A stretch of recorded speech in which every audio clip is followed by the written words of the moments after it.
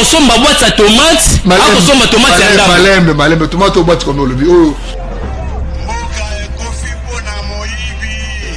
Mission. C'est retiré par les gars. Mais on ne va pas laisser des étrangers venir occuper le pays d'autrui et si on veut le repousser, on devient génocidaire. Qu'est-ce que cela signifie? La RDC. Et aujourd'hui, on ne va même pas perdre une partie de notre sol en faveur de qui que ce soit. Et cela nous ramène à pouvoir s'asseoir autour d'une table. Comment le Congo, faut qu'on utilise la lettre K. C'est très spécifique. Je suis Afrique, Papa Guélor. Quand tu es Afrique, Papa Guélor, faire pression à ma député provinciaux Yamboka. Mobutu Maréchal, alobaka likamo si la authenticité. Na okena angle wana te kozongela makambo bokoko na biso na ndenge Mwana asilisi na ifasika na yo bozandenge mokoto. Troisième testament mutata moko avivi yango azate yango tozoya nango shiko. Moïse avec leader de Dieu. Mais ça patriarche papa. Patriarche. Papa Denis Lesi asali makambo na Congo to ignora ngoti.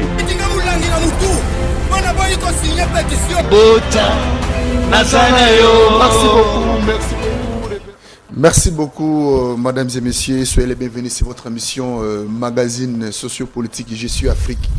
Mesdames et messieurs, d'abord, on appelle si merci d'avoir nous sur l'émission Nabiso Je suis Afrique.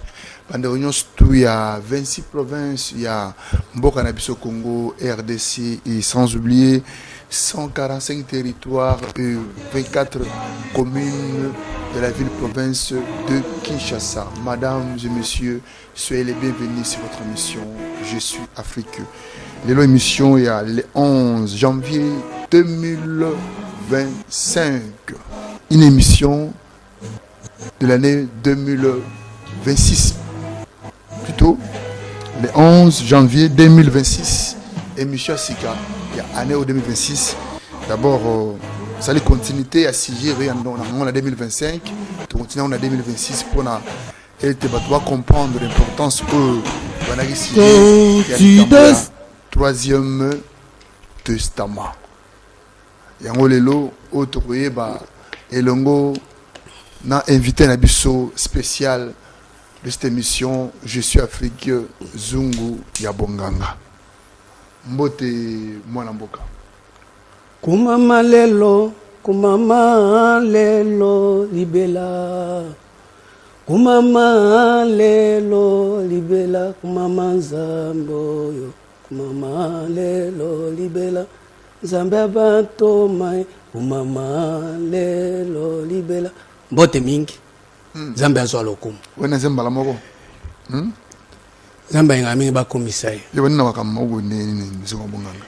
Tango Zambia zana trona ngami mingi azana lolendo ngaba mbela ye ba komisai ye personne ayo ka moi bien. Ayo ka moi sai. Yasoro.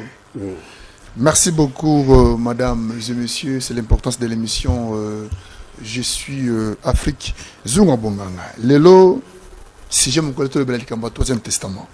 Troisième testament, d'abord Toyeba, la première question Toyeba était troisième testament ekoya pe ko uta lenge kani na mokili mobimba pe na Afrika. Lenge kani oyo troisième testament ekoya et puis Toyeba était Zunga Bonganga. Oba tolaka père spirituel tatana molimo azali nani? Tatana molimo azali ne pas sa l'église nini? Est-ce que marambo lobi que Yesu Masia azali enveloppe Christ ndazali mukanda et on le tobeta masolo à travers cette émission Je suis Afrique. Zunga Bonganga. Vous avez la tonne. Kanda ezali. Nana kanda. Kanda ni zana. Ah kanda parce que molili umeli mingi. Fotongo etana. Donc bana tongo etana raté. Tongo etana. Tu to la raté. Tongo etana. Wana na nzoto mena molimo molili zo continue. Tsembela banda na butu fotolala. Na tongo pe mutala mo ya sambela comme si nzambe tala mo na tongo le na grâce na e. Soki tongo etani moya kolala ezate. Parce que mutu nyonso faut travailler esprit na ye. Mais so butu ezali eza malamu te mutu a travailler. Senge mutu a pema mais na ngongo tozoloba bato balali mingi balali mingi il faut sikoyo tolamusa bango. bato balali mingi sikoyo na mito folamisa bango. Ouais. Merci beaucoup mwana mboka Zunga Bonganga. Bato balali mingi sikoyo fo otelemisa bango batelema. Première question. Troisième testament. Le lenge kani oyo. Parce que dans la première alliance, tout le premier testament, deuxième alliance, tout deuxième testament, les deux moment il y a troisième alliance. Est-ce que troisième testament et quoi le lenge kani pena nengni ne koya. Pour pas toi banga déjà comme troisième testament. Bandi mateke ko zala pe zali. Apocalypse 1 verset 7 et le Bible. Voici, il vient avec les nuées et tout œil verra. Même ceux qui l'ont perçu et tous les tribus de la terre se lamenteront à cause de lui. Oui, amen. Agoya na niwe. Ça veut dire troisième testament ezoya na mapata. Ekoya susute ndenge Yesu ayaki na libumu ya Marie. Ekoya lisusu te lolenge mbotama ya Moïse ndenge abotamaki. Bazwi nano ye babombi ye babatamisi ye après 3 mois de mwana ya Pharaon ya mwasi alokoti ye na mai ake kopesa kombo ya Moïse. 1 mois, 2 mois, 3 mois wana oyo ya liboso. Premier mois wana Moïse azaki na kombo te ekoya bongo te. Awa siko zuya na ndenge ya mapata. Troisième testament ko na ndenge mapata. Siko tango ko na mapata babi miso nyoso ekosala nini ekomona. Parce que tant que miso ane komona même bao bazo tuka troisième testament bakomona ke oui ya solo troisième testament. Et pourquoi? Parce que tant que miso komona ngo po batu nyoso ndenge bazawa tant que troisième testament est nanté. Jean 9 premier verset ils ont manifesté mutu nyoso aza aveugle. Mutu atamoko atiko mona azate. Jésus vit en passant un homme aveugle de naissance. Jésus vit en passant un homme avec des naissances. Ça veut dire voilà, verset parce que cette émission magazine est tellement très suivie. Tout le monde va comprendre. Bas aussi implice à travers cette émission et à travers les sujets autour de débat pour va comprendre que ni les amalons à travers cette émission.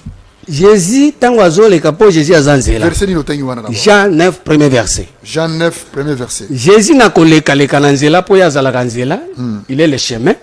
Amoyi mutu moko abotami ko bota maneka ka boy pum mbala moko aza aveugle.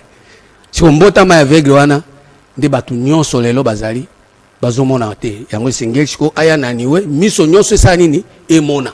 Parce que jusque là mutu atamaka ti omona za. Nzambe ayebaki te ke mutu abotama aveugle. Pourtant Nzambe azali ko sola na mutu na jeunesse kuna azali ko sola mutu azomona ye azosola na Adam azomona azopesa ye mibeko alobi njete okolia te tala njete obwebwe mutu ana azaki aveugle te.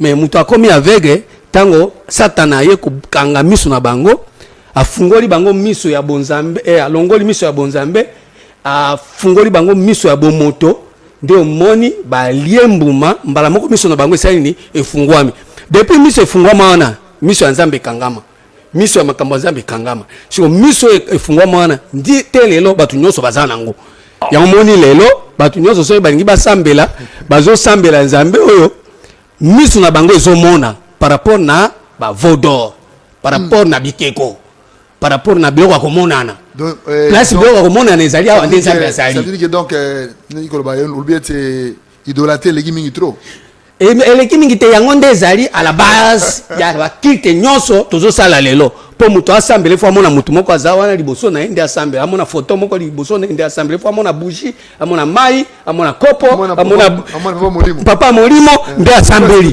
père spirituel nde asambeli so nde azaka mo asambela ezaki so tango dadi azawana nde azomona kinzambe azali awo siko babiloko nyonso wana eza mutu asali eloko wana ezali nyoka tango nyoka afungoli bango misu nde alakisi bango siko biloko akomonana or tango biloko akomonana ezo rayonner bato bazomona ngo yango moni sikoyo miso bato oyo ya Nzambe kangamaki. S'il te plaît, tu m'as pardon.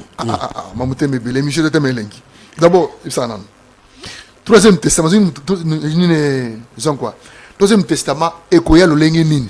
Ekoya na ndenge ya mapata, na ndenge ya niwe. Noti kotanga mkanda Apocalypse 1 verset 7. Akoya na mapata. Akoya susu na mabelete. akoya na niveau ya ignorance te ekoya na niveau ya mapata oyebi mapata ezalaka wapi eza likolo ese eza na espace moko boye mapata eza te espace moko eza boye mapata eza te nyonso eza na mapata so ntango mapata ezose manifeste nde boye ya troisième testament ezose manifeste yango moni na mokanda ya Hébreu 12 premier verset elobi boye Hébreu 12 premier verset mingi na osenga bo vérifiaka makambo tozoloba ba jeune surtout elobi boye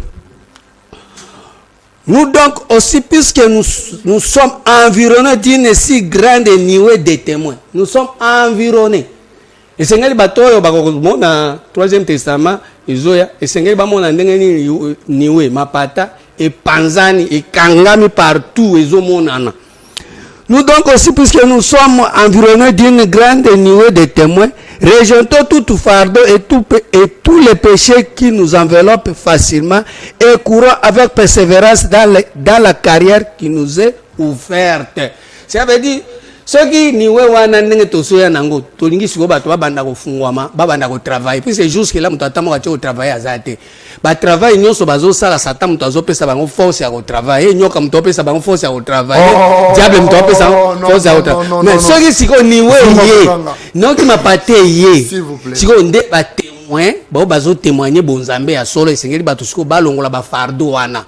Bafardeau ils ont enveloppé facilement par rapport na miso ya komona biloko eza visible. Il faut balongola eza charge, eza mikumba bafardeau, bato ba memi po ete po asambela nzambe fo mona eloko moko liboso na ye, fo mona photo, fo mona keko, fo mona matana ngomba, amona père spirituel, amona babiloko kiriki. Pardon. L'émission est tellement très suivie. Dans le biboy. Au lobby était exemple, donc, on a acquis l'église Moroté. Toujours, on va comprendre l'importance de ce sujet et puis l'importance du Troisième Testament. Dans le Congo, vous allez mouper dans Mokili. Vous allez mouper à Yambo, vous allez le Troisième Testament. Nzambe azwa lokumu Troisième Testament avant qu'il y ait un Congo, ezalaka nango. Mais mutata mo kati osalela ngo azate. Po ezalaki na kati ya jardin o Nzambe moko a plantaki yango. Siko mutura moko yena makanisi. Jardin ana yo ba ya ondenge nini pe ezali Nzambe muta révéler yo. Parce que bakando yo ba ina ba nete nino émission sali passe lo ke ndoto ezarablo ezara tantôt plus tôt. Mais Nzambe la batuna ndoto. Ba prophète belé Nzambe révèle ba ndoto, mais lo bi ndoto ezara tantôt plus tôt. Est-ce que vous avez peur ndoto ya tantôt plus tôt te? Jardin azo kango na ndoto te. Parce que ndenge zawana jardin wana tilelo ezali.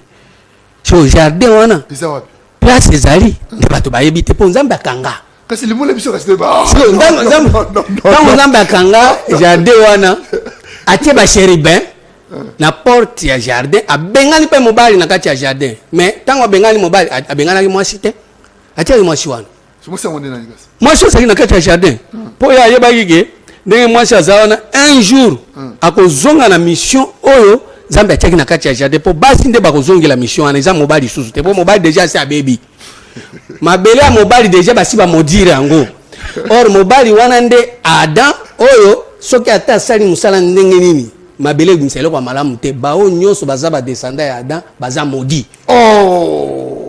baza maudit comment parce que aboy ko tosa misala ya jardin mais tango nyoka afungoli bango misu ba travailler na champ ba ke ko travailler na champ ba beti musala na butu yena Eva butu baboti Caïn tant baboti Caïn malfaiteur malin tant baboti malin wana abomi Abel malin atikali moko balobi esika malin akende ko bala bashi oyo ya kutai bango kuna baboti pe bana so bana wana nde baza lelo ba race de vipère libota ya nyoka. Mais Bible le biais c'est bana bazali pambolé ensemble. Mais so bana apesi yo na ndenge ya kisi na ndenge ya banganga. Ozui maki bougie osali mélange pour babi kende okobota. Obi pe ozui mwana. Est-ce que ça mwana malamu? Auto pas ensemble. Mais disons quoi que Satan n'a rien créé. Satan a créé le monde donc Satan n'a rien créé. Satan a créé le monde. Satan a créé qui est l'autre Tout c'est côté. Dieu qui a créé. Mais Satan a iba maël nzamba, c'est l'imitation. Satan a créé qui est l'autre côté, mais malheureusement nzamba pesa ki ba mabanga. Mabango nzamba pesa ki wana atikala ko botola ete ti lelo. Yango moni ti lelo na Apocalypse 12 okomona ki guerre ezo salema. Verset combien? 7. 12 verset 7. Ah, il eut guerre dans le ciel. Michel et ses anges combattirent contre les dragons. Et les dragons et ses anges combattirent. Ça veut dire dragon. Azana ba ange na e. Ça veut dire ba ange wana nzamba tika ko botra bangote. Bazo sa la guerre. Ti lelo guerre wana ezala kaka. Pourquoi? Parce que ba ko permettre te nzambe à régner. Ba ko permettre te Michael à régner. Faut ba bundisa. Ba bundisa par rapport à quoi? Par rapport à mabanga. Ezekiel azoloba azalaki astre moko brillante, azalaki na ciel, azalaki na ba mabanga nyonso, azalaki na pouvoir bapesaki miziki, azalaki muto azalaki kosimba ba instrument nani wana Lucifer. So tango azui gloire wana amoni ki akomi nzambe, nzambe a précipité na se, akomi lelo dragon, akomi lelo serpent. Bon, pourquoi? Azozwa gloire ya nzambe akomisi yango ya ye. Pourquoi? Parce que dans Genèse 3, nyoka azwaki pouvoir likolo ya mwasi azwi pouvoir likolo ya mobali, mbala moko nyoka mutu azokumba bango ti lelo nyoka nde azokumba bato. Donc moi baki banda ti lelo mutakumba bato nyoka nzambe te. Nzambe atika kumba mutu te tango nzambe akangi projet. Nzambe tango akangi grâce de Dieu neza kwa Saint-Esprit te. Christ te. Nzambe tango akangi porte ya jardin. Alongoli fungula ngo atikeli ngai apesi ngai ngo bizwa garder ngo tiyo ko ya fungula ngo na 3e testament. Apesa nga fungula wana. Po ete na garder ngo tango fungula 3e testament na ko zongisa bato na jardin. Na zongisa bato na chanter. Pardon, s'il vous plaît. Ni ba comprendre. Si ko fungula ngo soki ngo wapi na ndengeni. Bon, fungola wana tango na zwaki yango ezaki par rapport na musala pour so sali to kozwa fungola te parce que so travailler ndo kozwa fungola. Tango verset d'abord tuna mutuna ba tuni yapte ba d'abord nan po te ba kama fungola. Esaïe 66 verset 17 et le Bible. Ceux qui se sanctifient se purifient dans les jardins. Bon balingi ba mi peto là. Il faut bazonga na jardin. Il faut bazonga. C'est jardin au 3e testament. Au 3e testament. Bon, mutune zali boy.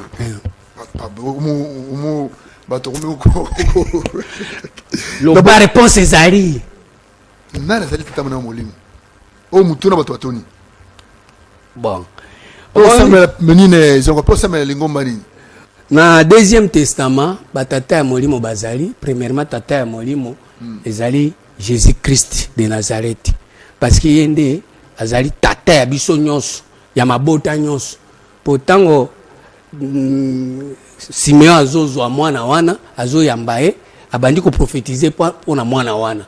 So tata ya molimo wana Jésus-Christ, ba prophète, ba pasteur, ba bishop, ba s'accamparer na pouvoir ya Jésus, ba komisi yango ya bango. Yango ba tata ya molimo ba komi bato. Te bandana par bandana persona. Bandana situation non par persona. Tata ya molimo. Tata ya molimo zali nani? Tata ya molimo ya liboso o nga na yebe zali Jésus-Christ. Parce que biso nyonso tozoya kobota mananzela ya Yesu. Tokobota mananzela ya Yesu par rapport na liloba. Liloba wana sekonde sengele bota biso parce que na Jacques 1 verset 18 et le Bible. Jacques 1 18. Il nous a engendrés selon sa volonté par la parole de la vérité. Jacques 1 18. Il nous a engendrés selon sa volonté par la parole de la vérité afin que nous soyons en quelque sorte les prémices de ces créatures.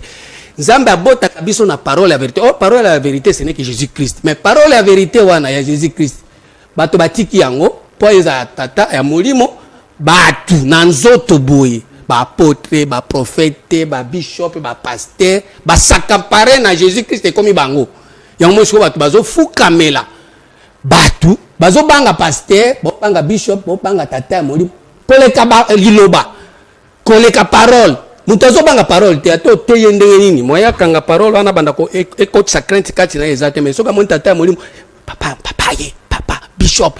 So na minute hypocrisie wana nde Daddy. So hypocrisie wana nde toni na partout bato bazo banga mutu oya ko banga liloba. Yango monzi tata ya molimo ya bato bazo zo en plein mais Jésus Christ a comme mutu ya musala Yesu sali la ngai, Yesu pesa ngai, boaki moi fufu, Yesu na ngai, asali moi musambo ya beti baku, Yesu na ngai, Yesu akomi zoba. Bato babi comprendre parce qu'on a bientôt tata moli mona zali Yesu Masia. Mais une émission passée le bagi Yesu Masia la enveloppe. Na deuxième na bien na deuxième testament. Na deuxième testament. Pas on a sur la troisième testament. On a zongi sur na deuxième testament. Puisque avant na comme na troisième testament, to bandaki na premier testament, loi ya Moïse, to bandaki to kota ki na deuxième première alliance. Pour première alliance, to ke na deuxième testament, vérité na grâce deuxième alliance. Mais siko to zana makambo ya éternité, o batata milimo ba ibi ngote. Donc tu veux on zaka yo. Mutata troisième testament des heures. Ata papa ibi ngote. Ibi ngote. Siko dikambo to moni ete, mutuna mukena to apingle to tu ne belé. Ni tout le monde est là pour na système ya ceux qui 4e génération. Est-ce que on peut passer na pouvoir, ton na grâce wana parce que ta 3e alliance ton ndengeni. Deutéronome 23 verset 8 et le Bible. Awa olingi ko kotsanga na makamsusu me na kozongi sur na Bible. Les fils qui leur naîtront à la 3e génération entreront dans l'assemblée de l'Éternel. Ah, balobi na oyo bako bota mana 3e génération de bako kota na assemblée de l'Éternel. Bon, si vous battez 4e génération, n'habitez pas kota na assemblée nini. Pour awa eza makambo ya 3e génération. Mais ba ozo bikisa bato, ba bikisa bato na ko manzambe. Makambo ya ko bikisa wana eza makambo ya Satan même ya bikisaka. Satan ninga zabo ya bikisaka. Pesa ki pouvoir pa ya Jésus. Ayebisi Jésus soko fuka melinga na opesa oboye biloko ebele wana ezalaki pona lobiko ya Jésus mais aboya kango s'abstenaki nango asalaki gêne. Ya omoni ayebisi zwa libango balola ngo ekoma lipa. Jésus asalaki eloko wana te mais bato ya lelo so ayebisi ka zwa libanga ekoma lipa amoni miracle aoli yango amoni yango eza bien. Amatise likolo ya ngomba. Amatise likolo temple alakise bombengo nyonso ya se. Abiso ofuka menga na opesa. Nde babiloko siko ba miracle bato bazomona eza biloko a terre. Bato bazosala ngo pe tozomona gesimbi mais et pas Jésus aboya kiango par rapport na grandeur ya makambo ya ibaki après avoir kozwa baptême. Après ko bimana mai.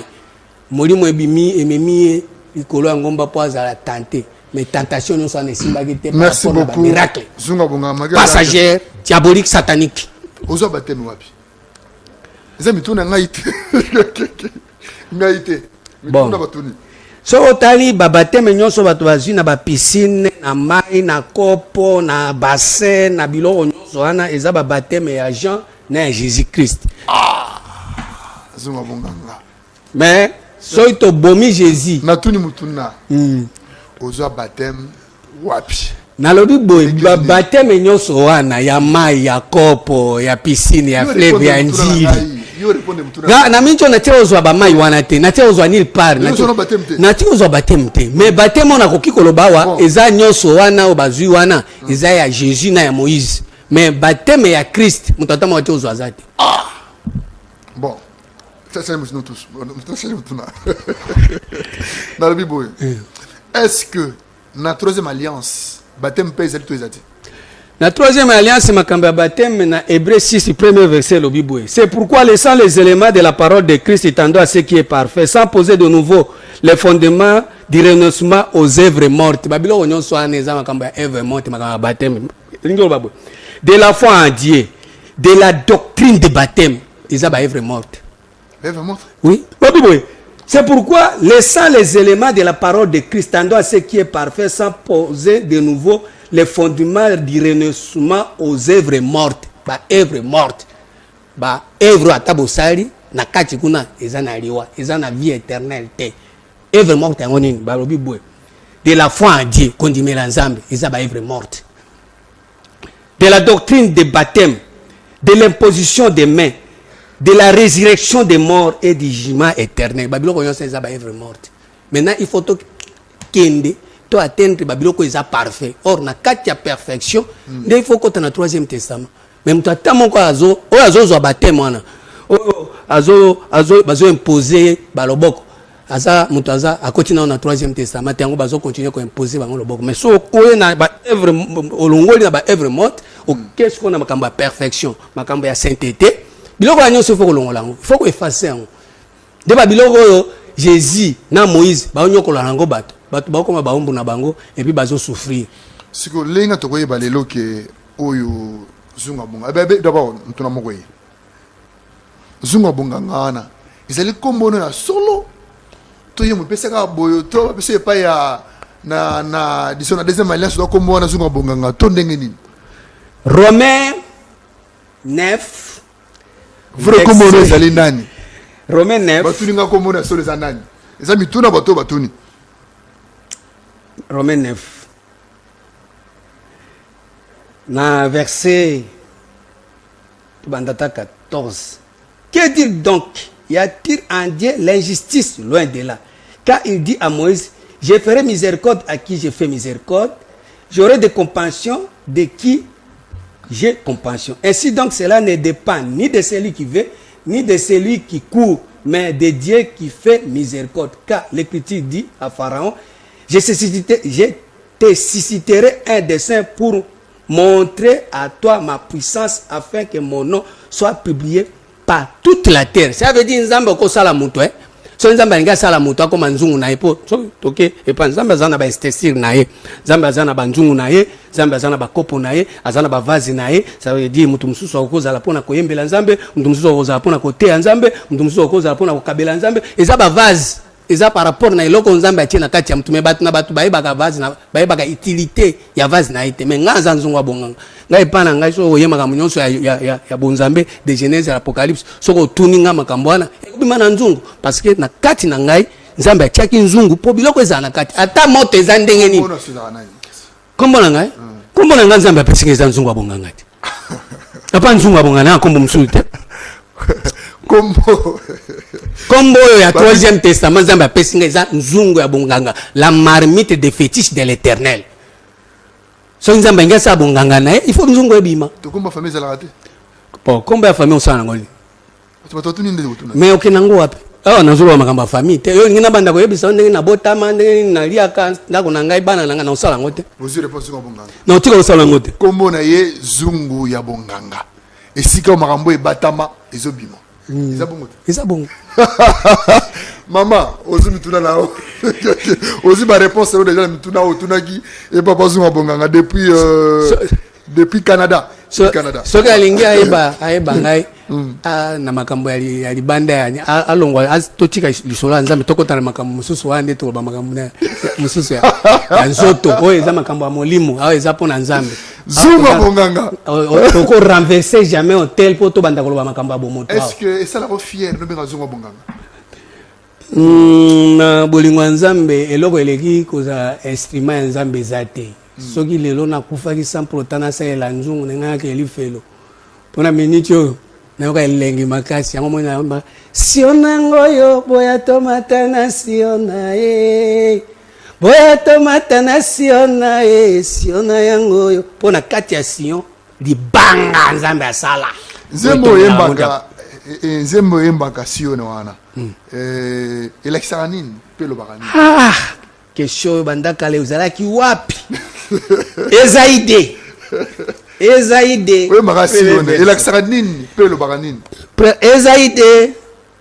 deuxième verset. Il arrivera dans la suite des temps que la montagne de la maison de l'Éternel sera fondée sur le sommet de la montagne, qui se lèvera par-dessous les collines, que toutes les nations y afflueront, des peuples s'y rendront en foule et diront: venez, montons à la montagne de l'Éternel, à la maison de Dieu de Jacob, afin qu'il nous enseigne ses voies et que nous marchions dans ses sentiers. Car de Sion sortira la loi. De Sion sortira la loi de Jérusalem. La parole de l'Éternel, pas la parole de Dieu, pas la parole de Jésus, pas la parole de Moïse, pas la parole des ancêtres, la parole de l'Éternel. Liloba ya liloba o ezali na libela na libela. Ekota wapi na libanga o ezali Sion. Siona yango yo boya tomata na Siona ye. Boya tomata na libanga, boya tomata na boyebi, boya tomata na bososoli, boya tomata na connaissance, boya tomata na intelligence, boya tokota na science ya nzambe. Ah, nzambe sunga milimo. Est-ce que barayete marambo terra batu pio ou le batu na télévision l'émission tant on soucia votre confusion na makanisi na bango. Luc 2 verset 34. C'est que la racha de confusion na makanisi na bango. Luc 2, versets 34 à 35. Dans ces premières questions, on les a très bien. Simeon bénit et dit à Marie, sa mère: voici cet enfant est destiné à amener la chute et le relèvement de plusieurs en Israël et à devenir un signe qui provoquera la contradiction. Ça veut dire mbotama ya mwana wana tango Simeon ayambie bi mwana wana tango azo botama tango azo mona na bo. Il faut confusion côté, il faut contradiction ça. Pourquoi? Parce que bato ba yebi déjà Jésus, bato ba yebi déjà Moïse. Bati ba fandi na kati na loi, bati ba fandi na kati enveloppe, loi ya Moïse, ba fandi na enveloppe ya Jésus par fait cher. Mais Christ mwana wana muto atamuka atikali ko yamba ya zate, atikala pe ko botama te ngombe si mwa. Na kati ya 12 tribus bana Israël azako zela kaka yamba Christ etango yambi Christ bia nzambe motema na ngai sepeli na yambi le sauveur Christ mais mutatama watiro yamba Christ azate na ndenge tozoroba mutatama kwa yebi Christ azate na tie mutu nyonso a défi mutatama kwa yebi Christ azate ndenge tozoroba mutatama kwa yebi Christ azate po soko yebi Christ soki bato bayebaka Christ Vio tozo mené à désordre na kati ya l'église belezati. Pourquoi? Parce que 1 Corinthiens 10 verset 17 et le Bible. 1 Corinthiens 10 17 et le Bible. Puisqu'il y a un seul Père, nous qui sommes plusieurs, nous formons un seul corps, car nous participons tous à un même pain. Li pesaka kabo moko. Ata toze belé, biso se sengé to participer kana li pabo moko. Or, lipa wana, eza lipa nini. 1 Corinthiens 5, verset 7. Faites donc disparaître le vieux levain afin que nous soyons une pâte nouvelle, puisque nous avons été sans levain, car Christ, notre Pâque, a été immolé. Célébrons donc la fête, non avec du vieux levain, non avec un levain de malice et de méchanceté, mais avec le pain sans levain de la pureté et de la vérité. Christ, notre Pâque, ça veut dire qu'il faut tout lire sur Christ. Mutu nyonso fo ali ali paka moko Christ. Ça veut dire mutu nyonso fo so la Christ, mutu nyonso fo yeba Christ, mutu nyonso fo connaître bonzambe na nzela ya Christ, pas na nzela ya Jésus. Parce que Jésus azomema batu na kati ya trouble, azomema batu na kati ya division, azomema batu na kati ya confusion, azomema batu na kati ya condamnation, azoya na ministère de la condamnation. 2 Corinthiens 3 verset 8. Mais Christ azoya na ministère de l'esprit.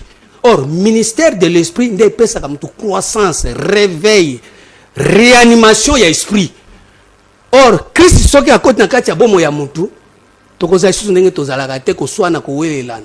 Mutu na mutu ko se saisir na opportunité ya Christ de façon que abeta tolo que ce n'est plus moi qui vis, mais c'est Christ qui vit en moi. Galates 2 verset 20. Mais si ko bata mutu atamako azoko ko recevoir Christ azate. Or mona Yazali, Christ peut azali. Yazali, moi sine azali. Yazali, bana na pe bazali.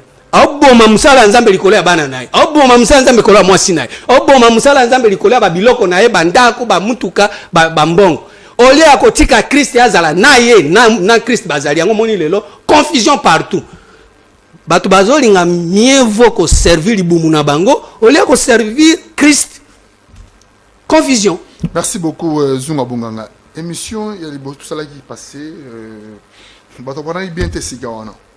Est-ce qu'il y a une différence entre Jésus et Christ? Expliquez moi la place où on a parce que comprendre bien la place où on a. Il y a une différence entre Christ et Jésus. Jean 1 verset 17 et le Bible. Différence en gros.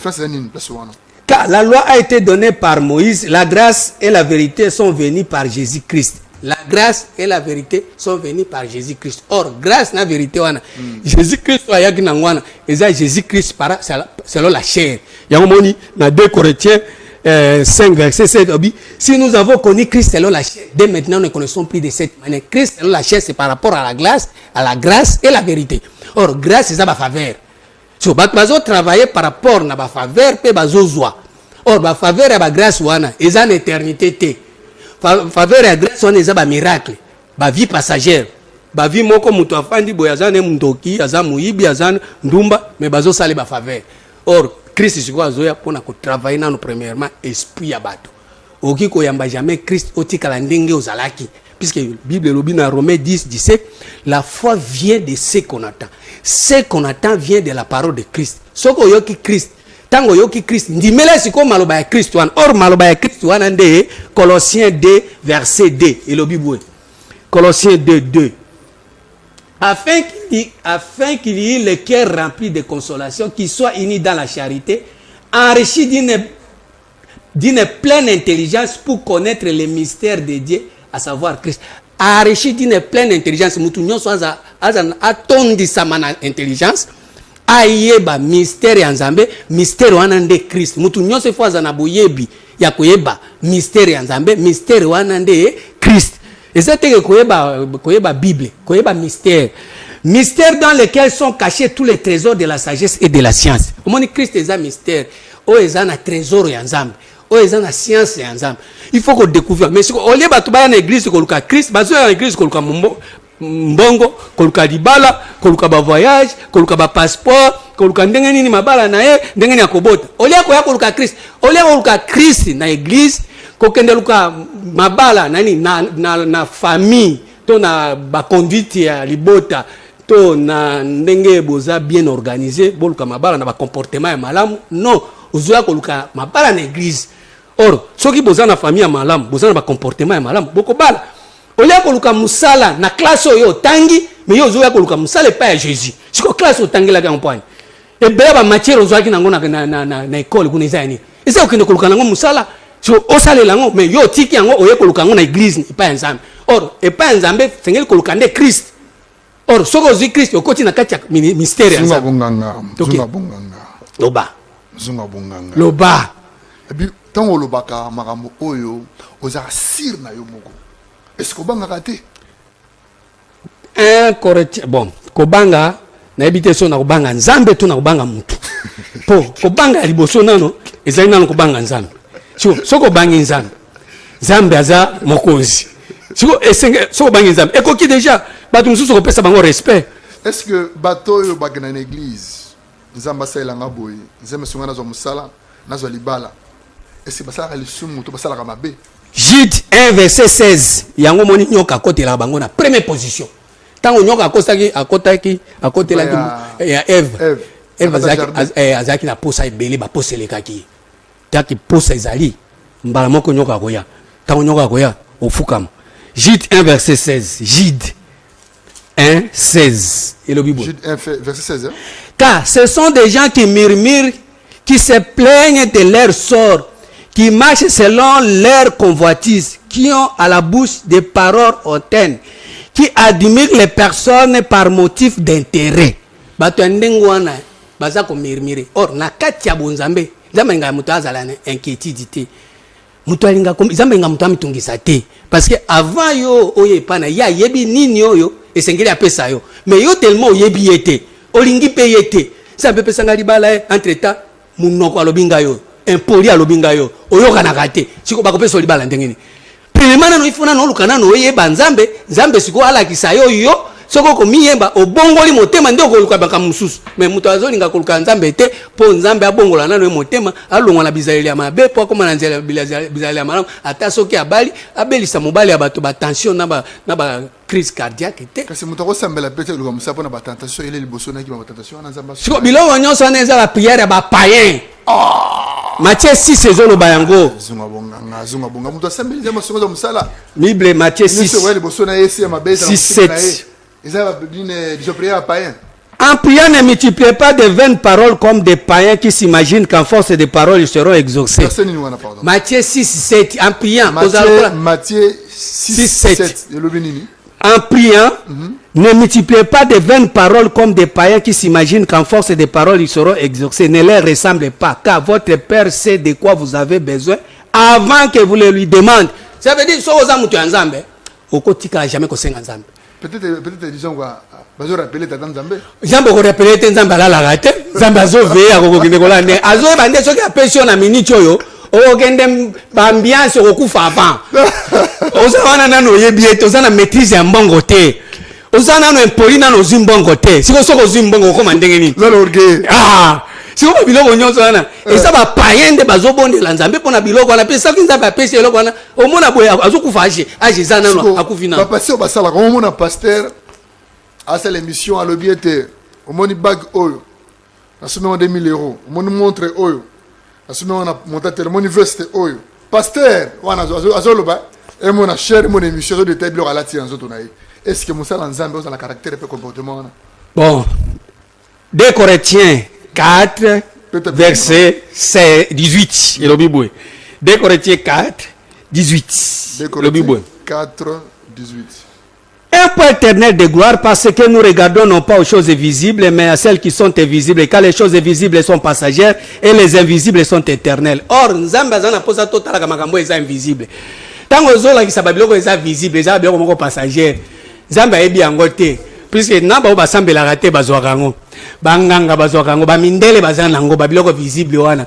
Mais siko basambela rate ba to baza basambela bazana ba doctrine mususu ba yebi kutu Jésus te bazana yango. Yango moni siko so koti na kati ya bonzambe biso to sala ba biloko wana te. Okota la pe biloko wana te, biso biloko wana na bandoki bazana yango. Merci beaucoup Zunga Bonga bona sengi na ndeko na biso ya régie zonga na bonga na pesa mombo ta na biso makasi mingi na kati ya kin awa boss de boss balobi Poro Muselu na kati ya kin. Donc pour Muselu mbote sika ozali de la part ya grand technicien et Yusra télévision Plamedi appelé ce mot Tennessee ozali pour Muselu de la part aussi de Papa Afrique pour Muselu babi Kumbabiso Malembe les grands Poro. Merci beaucoup. Omoni eloko petit wana. Parce que ils ont bloqué mususu o passer basala ka bazo ignorer yango kiza malamu te. Pona bango kiza malamu. Est-ce que un serviteur de Dieu ouais ça dit akocha mutu boko na mutu. Bon, ngana ya pona ba serviteur de Dieu ko chalo boko na ko chalo boko. Zongi sika motanga ki université wana zongi li makanisi otanga kinga. Siko biloko wana nyo seza makamba ya deuxième testament. Biloko nyo sana eza biloko loi bango pe bazwa grâce ba to testament. Siko na minute onenge to lo babwe bango nyo sana bazana ministère de la mort. Oh bazana alliance et condamnation. Mais où se rappelle bon le testament? Mais tous dans le troisième testament rien n'empêche que ndenge toza boye. Tout ça là été émission de Jonga. Bango peut pas comprendre ba tika biloko wana. Bazo pe grâce le troisième testament. Et Philippiens 3 verset 7. Philippiens 3 7. Mais ces choses qui étaient pour moi des gains, je les regardais comme une perte à cause de Christ. Ça veut dire que bayebi Christ babiloko ezalaki ya litomba. Omona ngolo kola ezane loko te puisque ba lingi ba tendre but ya ko recevoir Christ, ya koyoka Christ. Alors bibo. Et même j'ai regardé toutes choses comme une perte à cause de l'excellence et la connaissance de Jésus-Christ mon Seigneur, pour lesquels je renonce à tout et je regarde comme de la boue afin de gagner Christ. Soko sosoli Christ de onangai. Omoni balolendo nyoso ya biloko bat bazo sala. Po bat bazo sona Christ te. Soki bat bazo soli Christ, ba omona lokola ki Nzambe ndenge azabwe asala biso nano liboso te poto dondo atozabwe. Nzambe asala ki biso liboso nano to yeba nano ye na nzela ya Christ. Le reste matabisi. O ba pesa ka mtu soki asombi nguba ba pese matabisi nde babiloko wana ekolanda. Ekoya. Nzambe ko pesa we belé. Akoye belé pona nini? À ce moment là to yebi nano Christ, to recevoir Christ, to koti na profondeur na dimension ya koyeba Christ. Siko nini o lelo disons mutramo yaki ya troisième testament ebongisi pona mboka. Oza mutonza mazo révéler mamulinene pona mboka pona Afrique pona mokili mobimba. Nini o vraiment o troisième testament prépare pona mboka o conserver un dialogue o est-ce que troisième testament peut et puis si lui sumuke ko te kuna te pona kibe ko ta mboka et puis na Afrique mboka mobimba. Nzambe azo aloko mboka za una problème te. Ni tozo bo mboka za problème te. Mboka eza na problème te batu nde baza na problème. Nzambe aza na problème na mboka te. Nzambe aza na problème ndi na batu mitu ezo sala te. Po soki lelo Nzambe asungi batu bakoti na troisième testament batu ba monani mitu ebandi osala. Mboka eza na problème te. Le même mboko okozwa ba américain o tshebangwa ozwi ba congolais o tshebangwa na Amérique. Okende kuta ba poubelle na Amérique okuta ba fulu ba biloko nyonso etonyo wana ba bi eza normal. C'est partout. Ce balongoli ba congolais ba tibango na France, ba tibango na Chine, ba tibango nini. Poubelle ko zanga te. Mais longola ba chinois yaka na bango na kanisi ko mona ba itache ko matala ko et puis ba ko yoka elengi. Chinois azolela se ba benganye na Congo. Azo mona ke Nzambe na ngai. Ba benganye na Congo paradis. Mais ça problème ya mboka te, problème ezande ya batu. Tango mo siko to sana posa ya batu. Troisième testament eza posa ya mboka te, eza posa ya batu. Troisième testament eza posa ya batu. Yango moni Nzambe po abanda kosala asala ki premièrement nano biloko asali biloko na suka ndaye kosala mutu na kati émission ozuma bonganga mabosala olobike Congo na kati émission problème ezali Nzambe ayebaki kosala mutu na suka asali mutu na suka parce que ayebike soki na bandi na mutu akwambuye na kati émission olobike Congo soki bandi ba français ba awa so bazwi bakongole batie na France okuta poubelle même na place wana na Champs-Élysées wana okuti poubelle même vimi boye pe bazoteka biloko nyonso. Merci madame et messieurs, c'est le montant de l'émission Je suis Afrique. Dans notre émission kosomba boîte ya tomate akosomba tomate ya ndambo malembe ke bato bazobunga mingi bazwi basu Christ bazwi ba bikeko bazwi Yesu lokola yende boussole or ke bato po bayamba Christ bango bazoyamba Jésus message ne kopesa pona bango otomoki na suka émission. Jérémie 17:4 tu perdras par ta faute l'héritage que je t'avais donné. Je t'en servirai à ton ennemi dans un pays que tu ne connais pas, car vous avez allumé le feu de ma colère et il brillera toujours. Ainsi parle l'Éternel, maudit soit l'homme qui se confie dans l'homme, qui prend la chair pour son appui et qui détourne son cœur de l'Éternel. Qui prend la chair pour son appui. La chair c'est Jésus. Liloba nzoto. Nde bato bazo se donner nango peine. Nzoto okobala okobota mbuleza ya yo kozwa musala nzambe alobi nzambe alakisinga olati lamba ya pembe okozwa ba visa ba biloko nyonso eza liloba nzoto eza Christ te eza mystère te. So bato bazo s'appuyer nango nzambe azo koyoka kanda. So azo maudire même. Il est comme un misérable dans le désert. Il ne voit pas arriver le bonheur. Il habite le lieu brûlé du désert, une terre salée et sans habitants. Béni soit l'homme qui se confie dans l'Éternel. Évangile éternel, parole éternelle, ministère de l'esprit. Oh, mutoko katangwa zate mutokabolango zate mutopako kitsangwa zate. Ministère de l'esprit. De l'esprit, parole éternelle. Ce sont des questions. 1 Corinthiens 9, verset 11. Parce que l'émission est très suivie. La l'émission Oyo, Batu, va changer ma canisse. Bazo implice à travers l'émission Oyo. 1 Corinthiens 9, 11. Si nous avons semé parmi vous les biens spirituels, or, dans le 3e testament, nous avons des biens spirituels. Nous avons des biens charnels, bien charnels, bien charnels, classe, bien charnels, magie, mais les biens spirituels. Si nous avons semé parmi vous les biens spirituels, c'est une grosse affaire si nous mentionnons vos biens temporaires. Tous en a biens temporaires, après avoir semé les biens spirituels. Mais malheureusement, les biens spirituels, biens temporaires, passagères, vanité, parole faite chère. Mais dans minute, tu as semé ce qu'on a bien spirituel. Or, si tu semé bien spirituel, dans Colossiens 1, verset 9, et le Bible. Colossiens 1, 9. C'est pour cela que nous aussi, depuis le jour où nous avons été informés, nous ne cessons de prier Dieu pour vous afin de demander que vous soyez remplis de la connaissance de sa volonté en toute sagesse et intelligence spirituelle. Depuis nyoka kosa Eva bungisa mayele. Batu nyonso bazana na lignée Adam na Ève bazana mayele te bazana intelligence te. C'est ce que tu as dans le 3e testament bakotisa to tondisa to kotisa ba bien spirituel to bandana no ko réveiller esprit ya bato to réanimer ba esprit po Yesu akufaki te tango akendeki na kunda akendeki ko kunda akendeki ko sekuisa bato bazaki na lilita bo bakufaki na temps nowe nde tozoya na temps wana bozana ngo bino nyonso wana bokufa kala.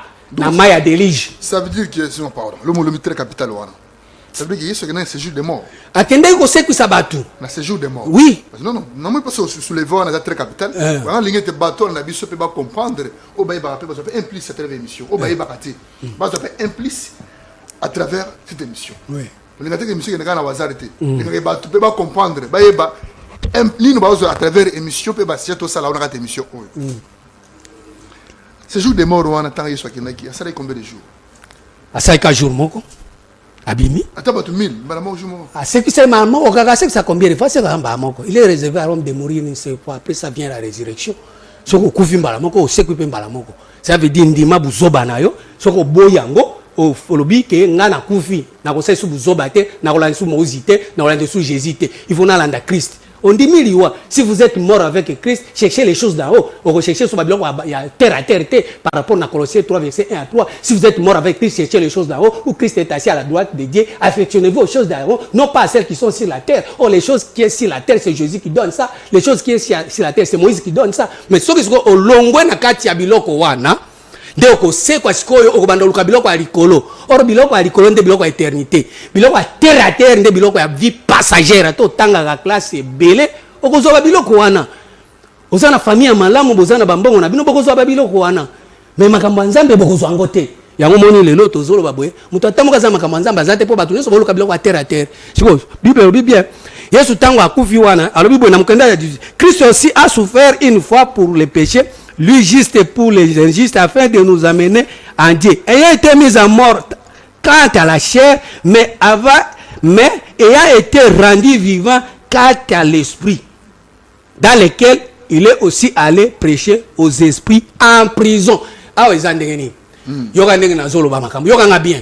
Mutu nyonso azabwe azali kunda nzambe azali lita nzambe le tombeau branchi. Libande zo briller mais na kati ba osma ba mikuwa ya kopola. Siko ntango okoyamba Christ Christ akati na yonda ubanda ko sekwisa bonzambe na kati na poso ozawana ozana bonzambe me osalela bango te lelo ndengo komi moyibi wana ndengo komi kuluna okomi mutu mabe okomi mutema mabe eza par rapport au miebité mais tango koyamba Christ wana ko yako éveiller akoya ko ressusciter akoya ko réanimer bonzambe na kati na yo pour Christ azam sala malam puisque Christ était dans le monde et dit tu n'as voulu ni sacrifice ni holocauste tu m'as formé un corps oh Dieu je viens pour faire ta volonté la volonté de Christ et ça les makap par rapport à la foi na mutu na kati na ye ako se découvrir net ngane na zabu na sina se découvrir na nzunga bonganga o finga o tongo o loba o balola etalinga ite l'essentiel na yebiki na nzunga bonganga tango mutu akomiyeba yango mona siko mutu akobanda osela par rapport na diversité ya Ephésiens 4 verset 7.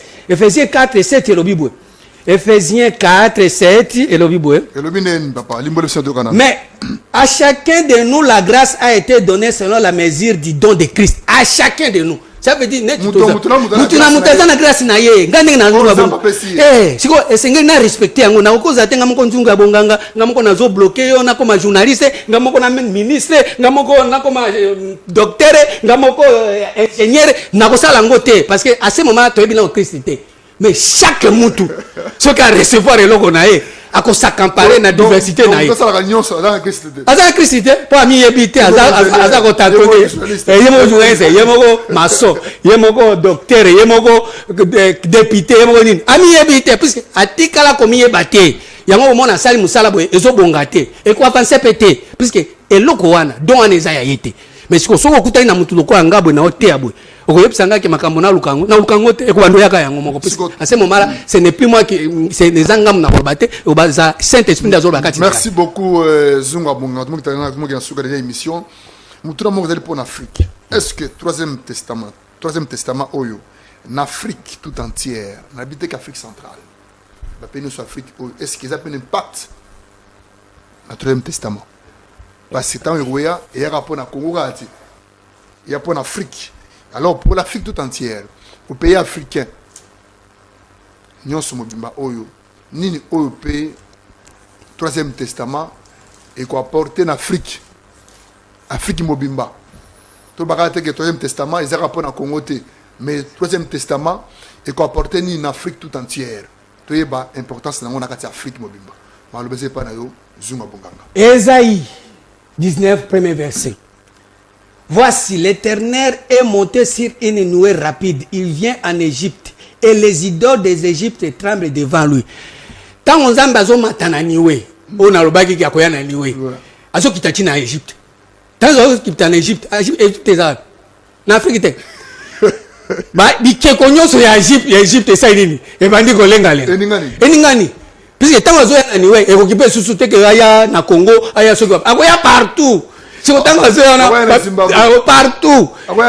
partout parce que azoya na niwe nini Psaume 36 verset 6 et le Bible Nzambe azoloba par rapport na batu nyonso Nzambe Nzambe ya Congo te Nzambe ya batu nyonso partout Psaume 36 verset 6 Éternel sa bonté l'Éternel ta beauté atteint jusqu'au ciel ta fidélité jusqu'au niwe ta fidélité jusqu'au niwe ça veut dire niwe so ke ye eza place Nzambe aza fidèle place wa so ndenge Nzambe aza fidèle na niwe wana monde mobimba bakoluka ba fidélité ya Nzambe bakota pe na kati ya fidélité wana par rapport na Apocalypse 14 et le Bible.